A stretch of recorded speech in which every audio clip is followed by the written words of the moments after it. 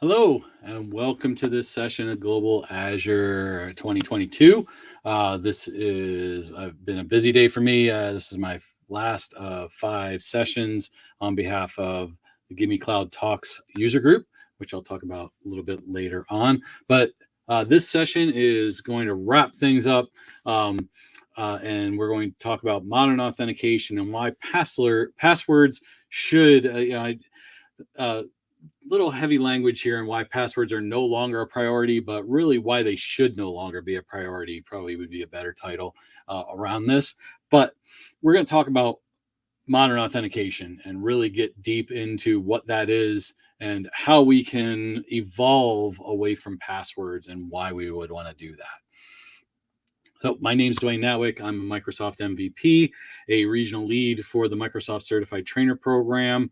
I do content development. I've written recently 2 books for PACT, the SC 300 Identity and Access Management or Administrator exam guide, as well as a Security Compliance and Identity Fundamentals exam guide.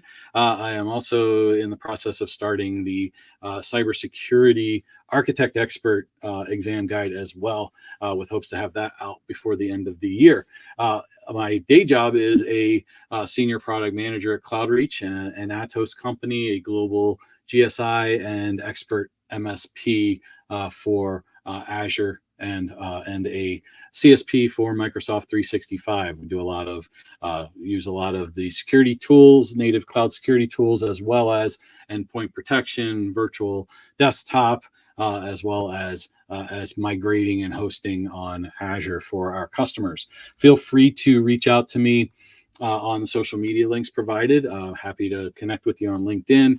Follow me on Twitter, as well as I do have my own blog site at captainhyperscaler.com that I post a lot of content on, as well as videos on YouTube, on my Captain Hyperscaler YouTube channel, which you may be watching this on now, or you might be watching on LinkedIn or Twitter. But all these videos and all of my presentations and sessions from today will be on my YouTube channel, as I've been streaming to that channel as we've done these sessions all day long.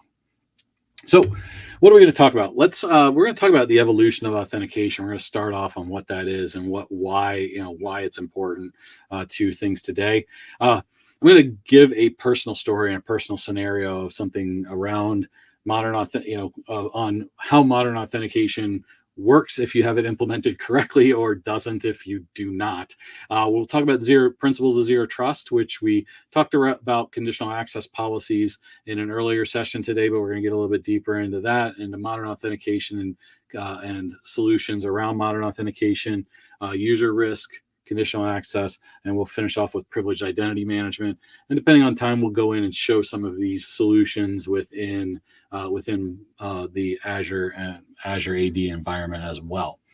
So let's talk about the evolution of authentication to start with, and what is that, and how does that relate to anything? Key thing is, like legacy authentication. When we're talking modern authentication, we're comparing that to legacy authentication. Legacy authentication is username and password, generally that there is a access and authorization database built into applications with the users in there, and they create their passwords, and they have multiple passwords for multiple applications, or they're using the same password, whatever. But it's simply username and password. And legacy applications were built with their own identity platform in them, and we'll talk more about that in a moment. Key thing is when you're using a password, 81%, probably plus on that, of successful attacks are compromised due to username and password.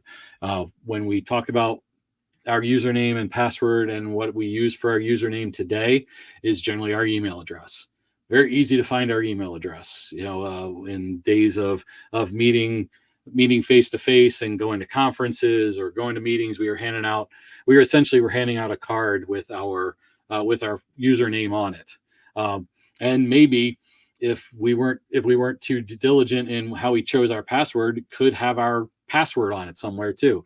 So think about just going everywhere you go and handing your driver's license out, or your birth certificate, or your social security card. That's what we kind of have done in terms of usernames. Our usernames are everywhere. Very easy to guess because they're generally going to be our email address. And then passwords, we don't use a whole lot of due care and due diligence in terms of choosing our passwords. Very few people use a password generator, and they are usually making a password up that they can remember. So obviously, generally, and if that information is available on on the internet, in Facebook profiles and things like that, if you're using your kids' names and stuff like that, it's generally fairly easy to guess. So we want to get away from that, traditional, that legacy where it's on premises identity providers, without single sign on, with no visibility, visibility to risk, and attacks are very limited. We want to get to that optimal side, but we're probably right now really in this advanced area. We've got modern authentication. We're using federated identity providers. If you're using any kind of cloud identity for personal or company use with any kind of cloud services, you're using advanced means of and modern means of authentication. And we're hopefully using things like conditional access, maybe, or at the minimum, multi-factor authentication. We have better analytics for more visibility into into what's going on with our activity and our authorization. And we really want to get to this optimal approach of passwordless authentication, where and behavior analytics, and looking for anomalous behavior within our environments. Once we get to that, we are really at an optimal area, and having MFA enforced across the organization, obviously. So that brings me then to kind of a personal story. Around pre-pandemic, so it's a couple years back now, but a good story all the same. And it's a story of the triumvirate of our internet service provider of Xfinity, Microsoft, and a little game called Fortnite, which you might be familiar with. So what happened here is that one day I'm doing a training, and I start getting these emails that my password's been changed, or my profile's been changed in my Xfinity account. And it was my son's account. I saw that. I didn't think anything of it at first, because of the fact that the day before, I think he couldn't get into his email account, so I changed his password for him. So I didn't really think anything of it at the time. Then I got a couple more, and I was like, okay, I better go in and look at it. And thankfully, I could get into the account and get into his account through me being the administrator of our account, and noticed that the phone number and email address for recovery had been changed to somebody that I did not know. So I went, changed those back, and I'll talk a little bit more about what happened here, about what I did ultimately on the back end of things. Next up, I go in, I fix that, I take care of that, and next up is I start getting a similar email from Microsoft. And go in again as administrator to my accounts, go into my son's account, and sure enough, same MO, same user, actually same email address, same phone number that was in the Xfinity account. So, cautionary tale here is he used the same password across everything, and there was no MFA in place. On this case, then I went, did my due diligence, and I'll explain more at the end of this presentation what I did on those accounts. But thought nothing of it. All taken care of, all protected now.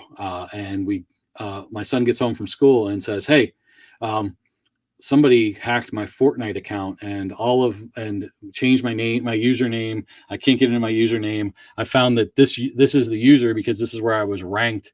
He actually was able to kind of do his own little investigation and found out what the name was that his account got changed to.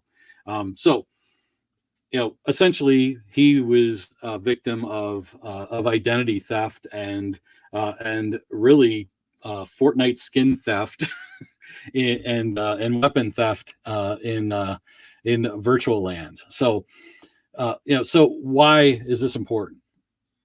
We have modern authentication. We have authentication capabilities within a modern authentication identity and access environment. We have MFA, and everything should begin and end with MFA and how we use it. Do we have push authentication? Do we use SMS texts? Do we use voice calls? A token, some sort of OAuth token or OAuth code that generates and regenerates. This is first and foremost the way to protect ourselves from password theft is using MFA and using some level of MFA. This is going to prevent almost 100% of identity attacks. It's 99.9 because of certain reasons, and we'll talk about here in a moment. So how passwordless credentials. This is becoming more and more popular. The one in the middle there, I actually use for my personal Microsoft account. I'm passwordless. I've deleted my password from my Microsoft account completely. I get a push notification. It tells me a number. I match that number on my Authenticator app. I log in. It's randomly generated every time. There's no way that anybody is going to be able to hack my system, hack my account. Windows Hello, I use that on my personal Windows devices. Facial recognition, again, it's multi-factor authentication because the PIN code, it uses the PIN code, your face and your facial recognition, and that PIN code is not on the operating system; it is on the BIOS. FIDO keys are popular. To me, that's my third choice between facial recognition and push notifications on the OAuth. I've always got my phone with me. Trying to remember to carry a key, a USB key, is problematic to me. But some people really like FIDO keys. There's a lot out there, a lot of capabilities out there. Again, it's two-factor. It's something you have, and it's something you are because they generally have a fingerprint ID on them.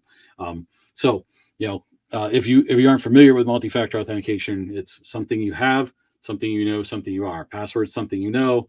Your facial recognition, biometrics is something you are, and something you have is the Authenticator app or a FIDO key so using two of those three becomes that multi-factor authentication. And really, what we want to do is we want to provide the ability then to provide dynamic protection across all of our resources from any threats. And from that, we want to enforce the principles of zero trust. And like I said, we talked about zero trust in an earlier session that I had. Zero trust and conditional access, for identity are really the same thing.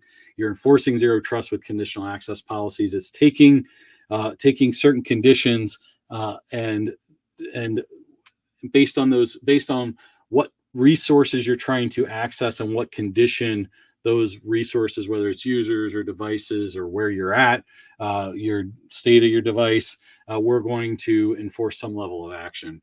And first and foremost, and usually it's enforcing a re-verification with multi-factor authentication because that's going to be the most secure. And here again, zero trust, conditional access. This is the first step. This is when we talk about defense in depth. We have physical, which Microsoft takes care of in a cloud environment. We have identity and access. That's your first step in protection. Then we have perimeter network, perimeter protection, network protection, compute, applications, and data. All of those, and having zero trust built in across all of those levels are going to protect us. But identity, it begins and ends with identity and access management and how we're protecting and we're properly authorizing access to our applications and our data through our identity and access capabilities. And zero trust enforces that, because zero trust is verifying everything, not accepting that anybody is who they say they are, and constantly verifying, assuming a breach has taken place and that somebody's credentials have been hacked. And that's really what conditional access is going to do for us. So risk events, and this also, understanding and looking at our activity and finding anomalous behavior, whether a user has leaked credentials or there's a sign in from an anonymous IP address, like, maybe a Starbucks coffee that's in a bad area. Those are all things that we need to think about, and how then we identify this anomalous behavior. And then we enforce, again, based on risky sign-ins or user risk, we enforce those conditional access policies. And Active Directory identity protection, Azure Active Directory identity protection, enforces that and provides the services around that. And here are some of those risk events, for risky users: leaked credentials, anonymous IP addresses, impossible travel. Somebody signing in from Detroit, Michigan, and then signing in from London, England, within 15 minutes. That's impossible travel. So why is that the case? And is it an atypical location that you've never signed in from before as well? That really triggers it, from a medium to a high. It could be, you might ping off of different servers and things like that might cause that. But it's going to look at that and it's going to alert on that. Unfamiliar locations, infected devices, devices that don't have Intune on them for mobile device management. Those are all things that we need to think about and need to address and need to watch and identify. Especially if we're accessing sensitive data, sensitive information, maybe we block that access until somebody gets on in a non-anonymous IP address, something that's known. And then we can put those risk policies, just like we can conditional access policies, to require or block access until they get into a safe space. Conditional access policies. I walked through creating conditional access policies earlier today on another session. But again, this enforces zero trust and creates that control plane for additional verification of identities before giving authorization applications. And we can, again, based on where they're at, we can block that access until they get into a safe spot. And those conditions really say, based on this condition that triggers an action, and when that happens, we're going to do this. And that's really what it comes down to. Privileged identity management protects us from a just-in-time perspective, especially for administrative roles, to decrease our attack surface and make sure that if a user does need administrative rights and elevated privileges to perform their job duties, that hopefully they only need it for a certain amount of time, and we can give them time-bound access. And then when they're not using it, it deactivates and doesn't leave their username open for somebody to hack and get elevated privileges into our environment. And so we need justification. This audits our users and our roles. We can create access reviews to make sure that if a user changes roles, they don't have that role unnecessarily. And we can also enforce multi-factor authentication to activate those roles. Here's kind of the workflow for privileged identity management. We need to, and like with anything, and as I was talking about conditional access policies in my session earlier today, planning is the utmost importance. Planning and testing and making sure that people have the proper rights and proper capabilities when they need them, without also increasing our attack surface. We don't want to make everybody a global administrator. Give them just enough access to do their job duties, and then just-in-time access with privileged identity management allows us to assign those roles, but not activate them right away.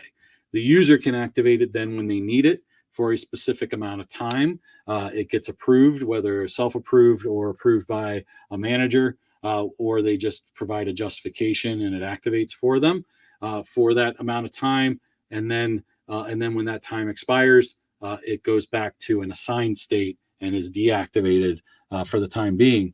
Again, all of that and that activity is audited with emails flowing and alerts flowing to all the global administrators and the approvers and all of that, so that they know that has taken place. And if that goes through to the user and the user did not activate it, they can be like, hey, my my privileged identity role has been activated. I didn't do that, and we can investigate. Here's some things, as users change and we use different, and we can approve different access to, based on the user's roles and what applications they need to access. They might change roles and have access to different applications, and we can let users know through, and let management know through access reviews that we still need access, or no, I changed departments, I don't need access anymore, I need access to for this group. So those are all things that we can do there. And then passwordless authentication. Let's before we get into the demo, talk a little bit more about passwordless authentication and what we're looking at here. And we kind of look at it in a low, medium, high aspect. In terms of convenience versus inconvenience. A lot of people think of multi-factor authentication as an inconvenience. It's becoming a little bit more understood, and everybody kind of understands why it's there now. But it is an additional, if it's not employed and implemented correctly, it's kind of an inconvenience. I think, if you have to go in to a authenticator app and do a facial ID, get a code, put that code into your web browser, that's an inconvenience. If you send a push notification that you hit approve, it does a facial recognition on you and it gives you access, it's pretty easy then. And we're getting more towards that passwordless anyway at that point. But those are all things to think about, and passwordless really gets us there. Passwords are convenient. You think of something that you remember and you put your username and password in, but it's very insecure. So passwords and two-factor give you high levels of security. Passwordless gives you the high level of security and a level of convenience. And we can do that with the fast identity online FIDO keys. My personal favorite is the authenticator apps with push notification. Text messages are a tough one, and temporary access passes are a little bit different. Text messages kind of fall in between there in terms of being always the best, because sometimes a text message, if it's sending you a code, that text message could be exposed on the lock screen. I know the iOS is going away from that when and recognizes if it's a MFA code, and it won't show that until you've actually unlocked it. But it is kind of insecure from that standpoint. So we want to use the authenticator apps as much as possible, are probably the best route. Since most of us have smartphones, very easy to implement. Organizations and enterprises, a lot of them are moving to FIDO keys because they can easily deploy those out to their users a lot easier than giving them phones. And if users don't want to use their phones for business use, that becomes a problem as well. So let's look at some of these here in the some of the things we talked about here in the in the portal. Let me take a drink here real quick. So as we go through and we look, conditional access policies, I have some policies in here. I created one earlier today, the global Azure policy. We can go into these policies and we can test them with what if to see what's going on with them. I'm going to go through, I'll select a user here. I'll select a device profile of iOS, and I'll do what if, and it'll show here that the global Azure policy is in play and requires multi-factor authentication and a compliant device. So I have to have a device that is compliant with Intune on it, as well as multi-factor authentication when I'm using an iPhone or an iPad. You can see I have other policies in here that do not apply, and you can see that if I change this to any selected device and do what if again, you can see policies that don't apply. But you can see now that I have allow access to requiring multi-factor authentication, Office 365. If it's an Android device, it's denying access. If it's and this would be better if I said access from an iOS device would be a better descriptor to understanding what this is doing. So if it's an iOS device, it's requiring that. I'm not allowing Android devices. I'm only allowing iOS as mobile devices on my network. So that's really how MFA works, and a great way to utilize and test it.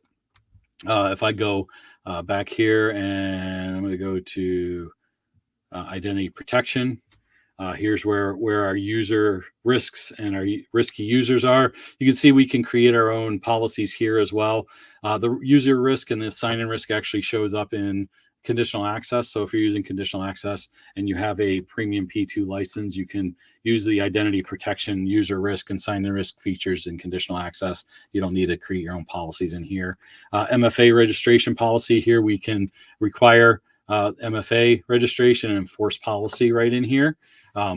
So we can, if we want our users to use MFA, we can. This is right where we can do it.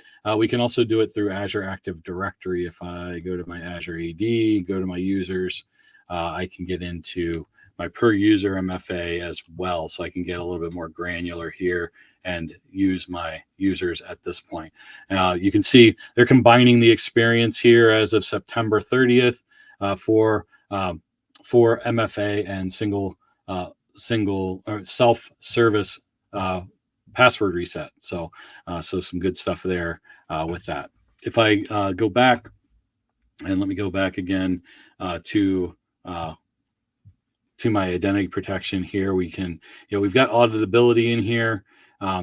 We've got, we can troubleshoot, we can create a support request with Microsoft within here as well.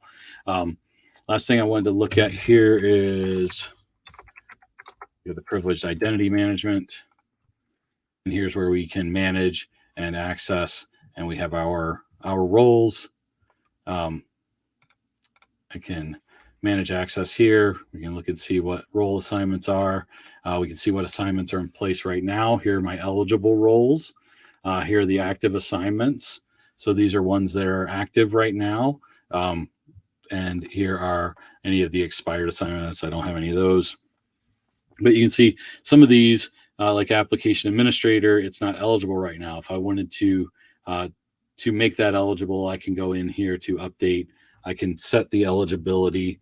I can make it eligible, and then activate it myself, just because of the way I have it set up. And same with these administrators, I can do that. Also, again, time bound. If I go to the roles, and I go into application administrator here and go to the role settings, here I can set up the amount of time, the activation duration. So if I don't want this to be 8 hours, I can come in here and slide this down to only being 1 hour at a time for that. I'm not going to do that right now.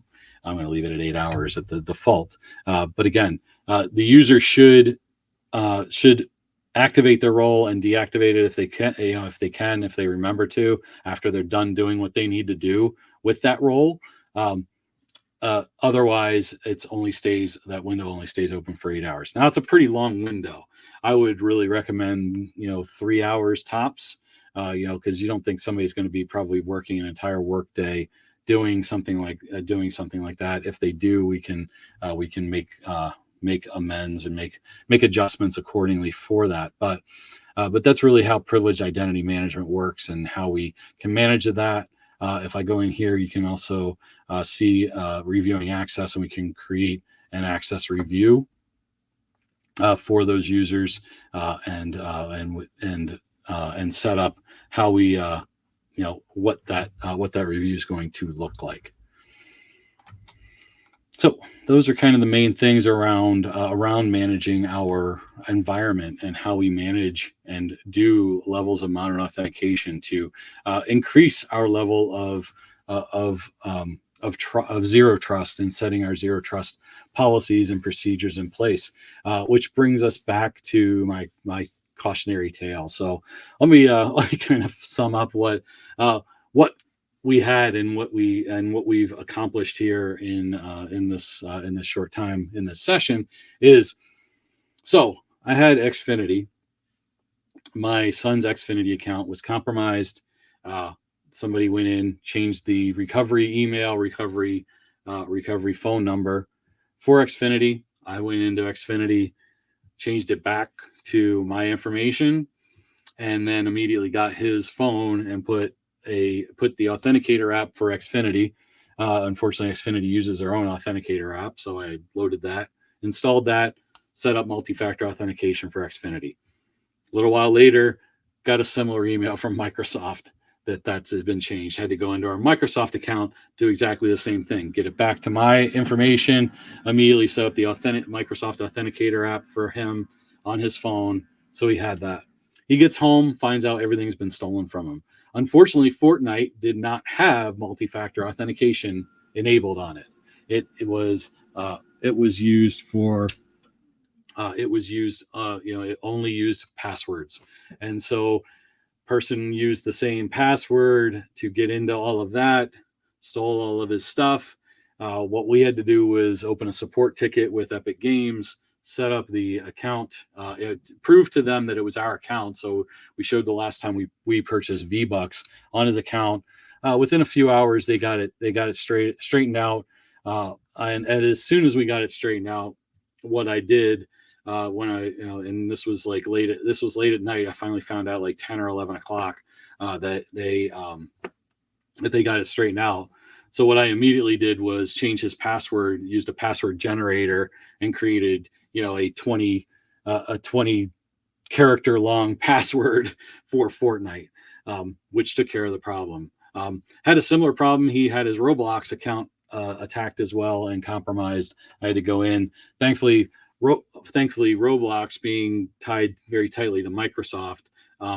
Actually, it was Minecraft, not Roblox. Minecraft account was using multi-factor for Roblox. Minecraft account got compromised and hacked.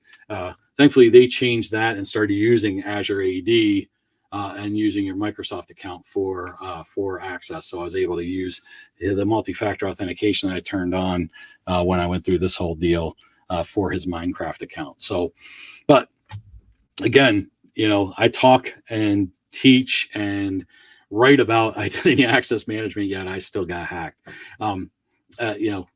I use due diligence and due care with my own accounts, but sometimes you kind of let that fall by the wayside with my own family. But my son learned.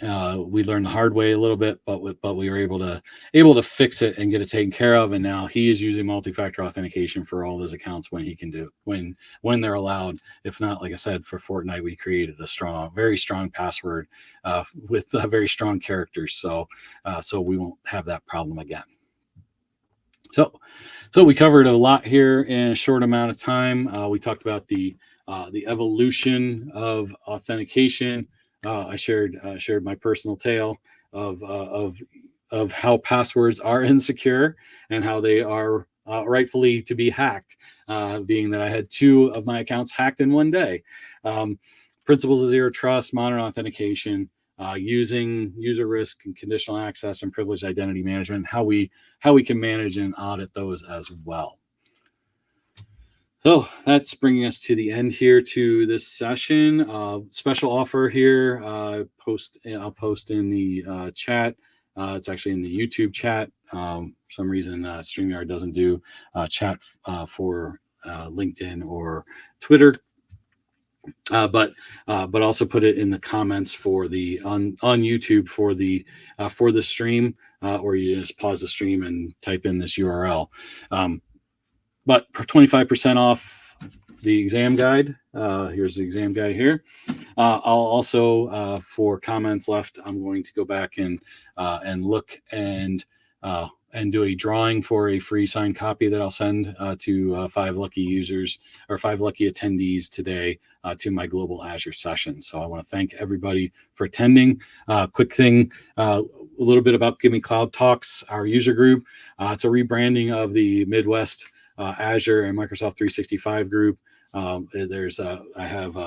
have 5 fellow co-organizers and myself. help with Gimme Cloud Talks. We've rebranded it as more of a conversational demo type of session rather than death by PowerPoint. And what we are up to here in the coming months, I have Azure Back to School is open. It's my annual event that I do in September with community contributions over the course of the month of September. Go to azurebacktoschool.com and you can submit a session if you want to. I'll be presenting 2 sessions at Sci-Fi DevCon next week, which is fellow MVP and co-organizer Brian Gorman's community event.